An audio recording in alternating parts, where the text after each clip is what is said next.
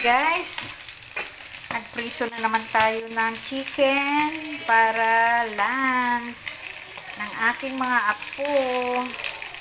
Ayan guys, chicken naman, pinakuluan ko lang po siya, tapos nilagyan ko ng seasoning, diretso prito na. Ayan na guys, finish na ang aking pritong manok. At magluto naman tayo ng soup ng mga bata. Ang partner niyan ay ito, mushroom, cream and mushroom soup. Ayan guys, pakuluin muna natin yung tubig. Ayan guys, mainit na. Lagyan natin tong cream soup, mushroom, para may sabaw yung mga bata. Partner ng chicken na prito. Ayan guys, lalagyan ko pa yan ng itlog.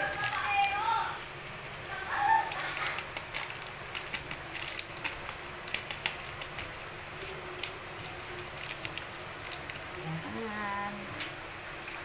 Kailangan matunaw siya. Tunawin muna natin hanggang sa kumulo bago lagyan ng eggs. Dahil maulan ngayon guys, masarap ang mag-soup. Lalagyan ko po yan ng egg. 3 itlog. Yan po. Masarap po siya. Mushroom, cream. Pakuluin muna natin bago lagyan ng egg. Yan po, lalagyan po natin ng egg, ang mushroom soup. 3 egg po yan. Yan. Yan guys, nilagyan ko na ng 3 itlog. Ayan, kailangan halu-haluin natin para maghinaan lang natin, para hindi siya Ayan. Mushroom soup. Ayan guys, napakasarap nito. Yan yung mga inaano sa mga restaurant, mushroom soup. Ayan guys, good morning. Ayan.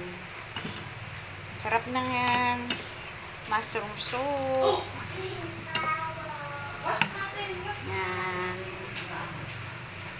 Ayan guys, mushroom soup. Ayan. Kunting kulo lang yan. Sarap na. Ayan po. Yan po ay mushroom soup. Ayan. Partner po yan doon sa chicken. Para sa aking mga apo at anak. Ayan guys.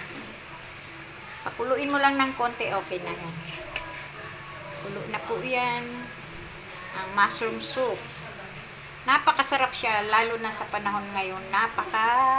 Malamig ngayon ang panahon dahil umuulan. Good morning. Ayan guys, mushroom soup. Yummy. 3 egg lang yan. Napakasarap na.